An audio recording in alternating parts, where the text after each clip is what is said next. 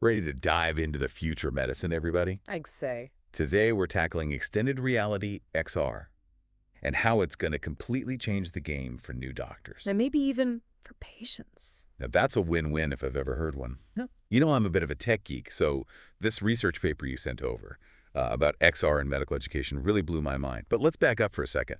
We're talking virtual reality, augmented reality, mixed reality.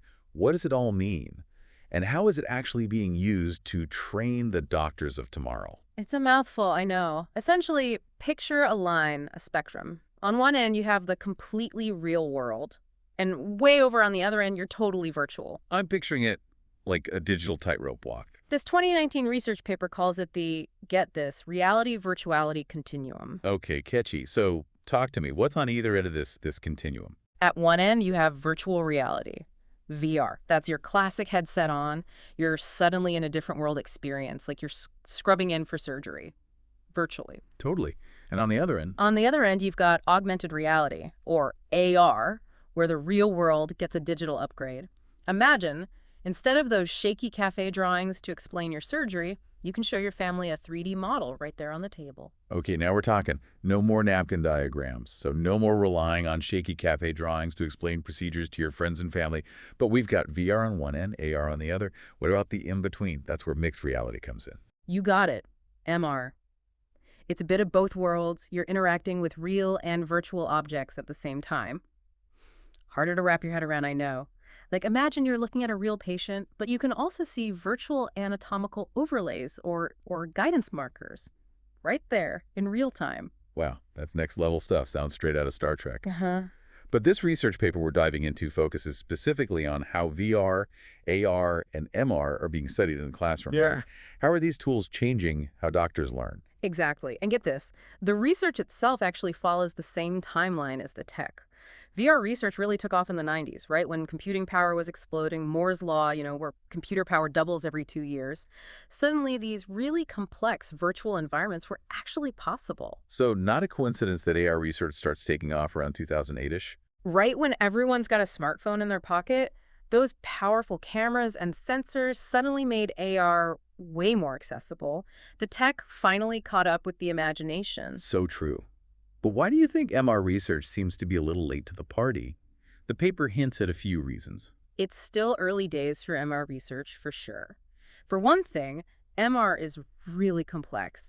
You're trying to get real and virtual elements to play nicely together, and that is no easy feat. Plus, you need a deeper understanding of spatial computing, how to map the environment in real time. That's still evolving quickly. Makes you wonder what kind of wild MR medical tools we'll have in 10 years. But for now, let's dig into how VR and AR are already shaping medical training. All right. So VR, the research really zooms in on surgery simulations. Yeah. Especially anything involving endoscopes. Right, those tiny cameras they use for minimally invasive procedures. Yeah, like when they go in through your belly button. Why are endoscopic procedures such a good fit for VR training, do you think? It's all about precision, right? Endoscopy involves these tiny instruments, complex anatomy, very little room for error.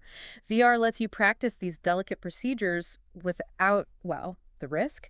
The paper actually calls out a simulator called LapSim. Surgeons have been training on that for laparoscopic procedures for a while. It's like a surgical time machine. You can rewind and try again. I bet that's reassuring for both the surgeons in training and their future patients. But VR is not just about surgery, right? Definitely not. What else? Anatomy, for one. Instead of memorizing textbooks, students can interact with like virtual hearts and stuff. Dissecting, reassembling, you get a much better feel for the human body when you can hold a 3D beating heart in your hands. Whoa. I would have aced anatomy with that tech back in the day. Speaking of cool tech, let's talk AR. Where does it really shine in medical training? AR is the king of real-time guidance. Picture this.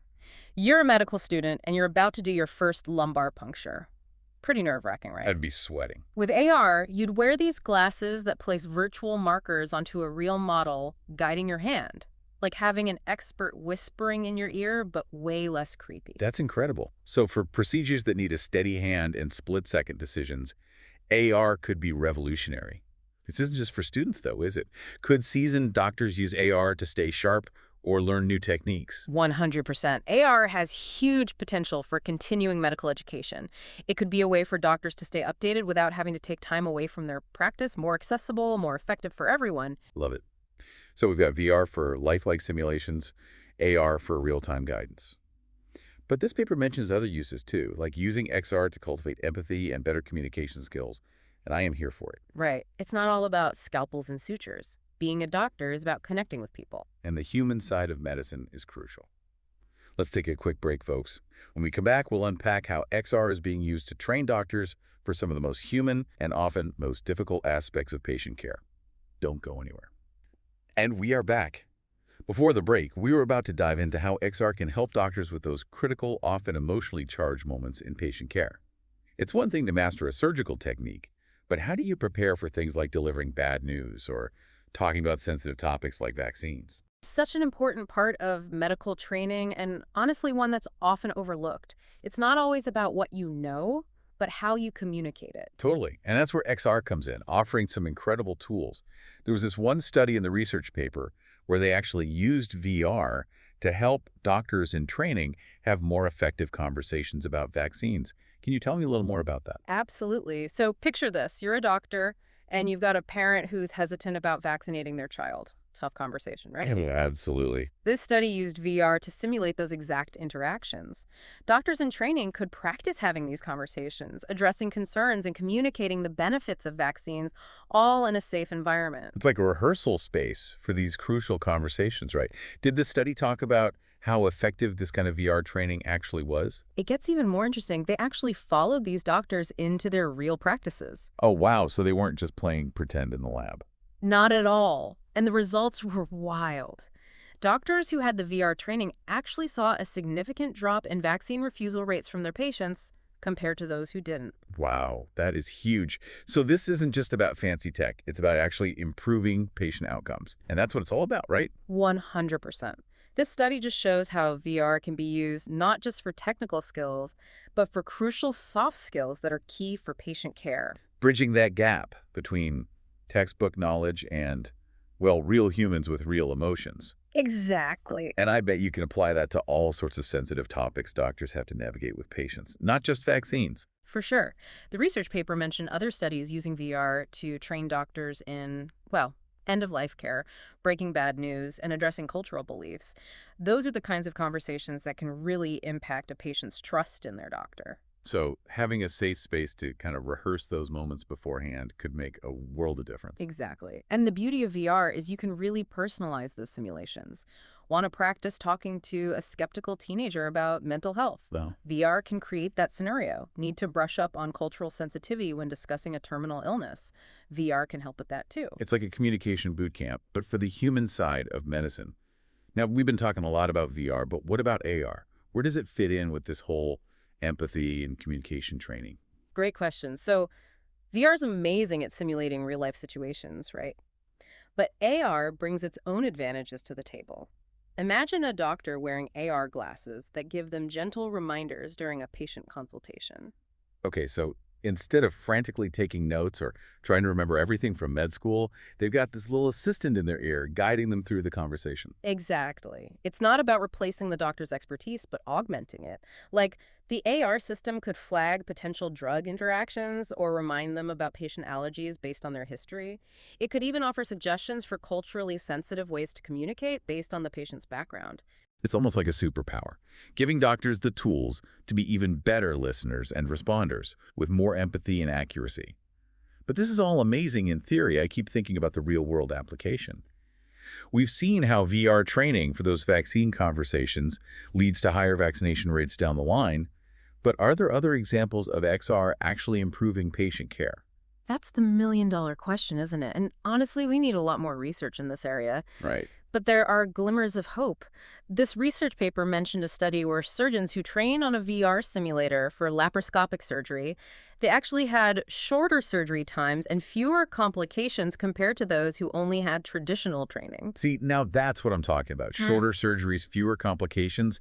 That's Yeah. a win-win for everybody. Absolutely. And it shows how XR can be used not just to improve skills, but to actually have real benefits for patients. Now that is exciting. This tech is clearly here to stay. It feels like XR could totally reshape medical training from the ground up, but I feel like there's so much more to uncover here. Definitely. What does this all mean for the future of medicine? We'll be back to explore that very question, so don't go anywhere. And we are back. We've covered so much ground, from those virtual operating rooms to using AR for empathy training. XR is clearly about to shake things up in medical education, but I think the question on everyone's mind is, where do we go from here? It's not enough to just geek out over the tech. Right. We'll have to be smart about how we use it for good. Exactly. So let's talk future. What are the biggest challenges and opportunities for XR in medical education? One thing that keeps popping up in the research is we need better standards. Standards. Right now, it feels like everyone's doing their own thing, you know?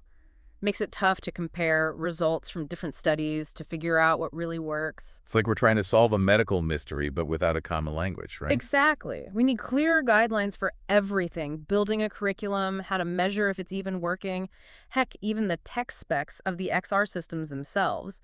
That way we can really start comparing apples to apples and use that information to build better training programs, make them effective, make them scalable, you know? Scalability. Such a good point. Not every hospital has a Hollywood budget. How do we make sure this technology is available to every doctor, every medical student who could benefit from it, not just a select few? Now, that's a great question. The good news is XR tech is getting cheaper and easier to use all the time. Think back to those clunky VR headsets from the 90s. Oh man, I remember those. Night and day compared to the stuff we have now. Sleek, lightweight, Yeah. and don't even get me started on mobile VR. You can do VR on your phone now. Oh yeah, turns your smartphone into a virtual reality portal. Crazy. That's amazing. It's like putting cutting-edge medical training in everyone's pocket. Right, But cost isn't the only hurdle, right? right. We also have to think about the digital divide. Make sure that every medical student, every doctor has the hardware, the software, the internet access to actually use this stuff. Absolutely. We can't let XR make those inequalities in healthcare even worse. We have to invest in the infrastructure, teach people how to use this tech, and make absolutely sure those XR training programs are designed with equity in mind from day one. Everyone deserves a chance to benefit from these advancements no matter what. And this just sparked the thought for me, we've been focusing on doctors, but XR training, that could help other healthcare workers too, right? Nurses, EMTs. Now you're talking. Nurses, paramedics, pharmacists, you name it. Imagine a VR program to help nurses practice responding to a code blue, or paramedics practicing triage in a mass casualty event.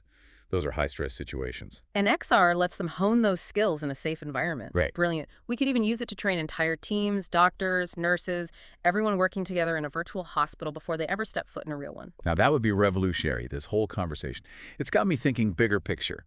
XR has the potential to do for healthcare education what, like, the printing press did for sharing knowledge. Wow, I like that. It's about making knowledge information more accessible, more engaging, more effective. And that's the power of this tech. We're on the edge of something big here. A new era for medical education. No more boring textbooks.